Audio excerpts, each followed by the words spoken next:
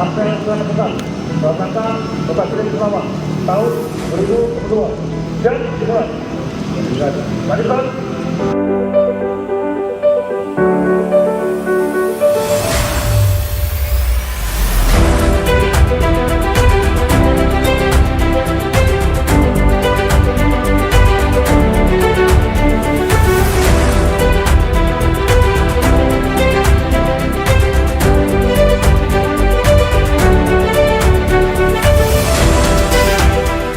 Demikian diharapkan pengamanan dapat terselenggarakan secara optimal dan sinergi hingga perayaan Natal tahun 2022 serta tahun baru tahun 2023 atau disebut dengan Natal mampu berjalan dengan kondusif.